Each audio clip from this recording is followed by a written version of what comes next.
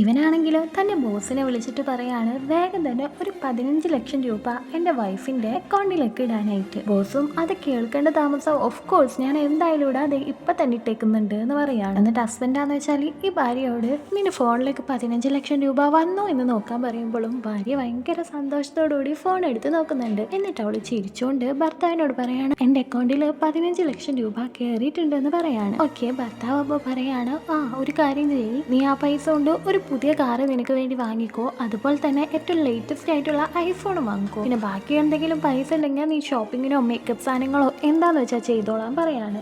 അത് കേട്ട ഭാര്യക്ക് ഭയങ്കര സന്തോഷമാവുന്നുണ്ട്. ഭർത്താവ് ടൈം എനിക്ക് ഓഫീസിൽ അർജന്റായിട്ട് ഒരു വർക്ക് ചെയ്ത് തീർക്കാണ്ട് ഞാൻ പോകാമെന്നും പറഞ്ഞ് അവിടെ നിന്ന് പോകാൻ പോവാണ്.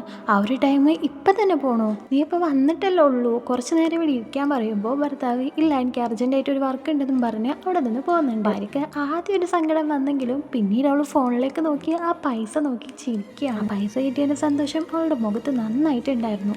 അങ്ങനെ കുറേ ദിവസം കടന്നു പോയി. ഭർത്താവ് ഇതുപോലെ തന്നെ ഏത് നേരം നോക്കിയാലും വർക്കിൽ തന്നെ ആയിരുന്നു. ഭർത്താവ് ഒരു ദിവസം ഓഫീസിലേക്ക് പോകാനായിട്ട് നോക്കുന്ന സമയം ഭാര്യ പറയാം നീ ഒന്നും കഴിച്ചു പോലുമില്ലല്ലോ, എന്തെങ്കിലും കഴിച്ചിട്ടെങ്കിലും പോകുന്നു പറയുമ്പോൾ ഇല്ല എനിക്ക് അർജന്റായിട്ട് ഒരു മീറ്റിംഗ് ഉണ്ട് എന്ന് വീണ്ടും ആവർത്തിച്ചുകൊണ്ട് അവൻ അവിടെ നിന്ന് പോകാൻ നോക്കുമ്പോൾ ഭാര്യ അവനെ തടഞ്ഞു നിർത്താണ്. എന്നിട്ട് ചോദിക്കുകയാണ് നമുക്കിടയിൽ എന്താ പറ്റിയേ, നീ ഒരു തരി ടൈം പോലും എൻ്റെ അടുത്ത് ഇരിക്കുന്നില്ല, നമ്മൊന്ന് സംസാരിച്ചിട്ട് എത്ര നാളായെന്ന് എനിക്കറിയോ, ഇങ്ങനെയാണെങ്കിൽ എനിക്ക് ഡിവോഴ്സ് വേണം, ഞാൻ എൻ്റെ വീട്ടിൽ പോവാന്ന് പറയാണ്. എന്നാൽ ഭർത്താവ് ഭയങ്കര ശാന്തമായിട്ട് പറയാണ് ഇപ്പം നിനക്ക് അങ്ങനെയായി, ഒരു മാസം മുന്നേ നീ എന്താ പറഞ്ഞേ എന്ന് ചോദിച്ചിട്ട് ഒരു മാസം മുന്നേ നടന്ന കാര്യം അവൻ ആലോചിക്കുകയാണ്. ഭർത്താവ് ജോലിയൊക്കെ കഴിഞ്ഞ് ഭയങ്കര ടയേർഡായിട്ട് വീട്ടിൽ വന്ന് ഇരിക്കുമ്പോൾ ഈ ഭാര്യയോട് ഒരു ഗ്ലാസ് വെള്ളം ചോദിച്ചു. എന്നാൽ ഈ ഭാര്യ അഹങ്കാരത്തോടുകൂടി നിനക്ക് കൈയുണ്ടല്ലോ എണീറ്റ് പോയി എടുത്തൂടെ എന്നാണ് മറുപടി കൊടുത്തത്. ആ ഒരു സമയം ഭർത്താവ് ഞാൻ നിന്നോട് ഒരു ഗ്ലാസ് വെള്ളമില്ല ചോദിച്ചുള്ളൂ, ഈയിടെയായിട്ട് ഞാൻ നിന്നോട് ഭയങ്കര ഇഷ്ടത്തോടെ പെരുമാറുമ്പോഴും നീ എന്തോ ഭയങ്കര അറപ്പോടുകൂടിയാണ് എൻ്റെ അടുത്ത് നിന്ന് മാറിപ്പോകുന്നത്, നിനക്ക് എന്താ പറ്റിയെന്ന് ചോദിക്കുമ്പോൾ അവളും ഭയങ്കര ദേഷ്യത്തോടുകൂടി ആർക്ക് വേണം നിന്റെ സ്നേഹം,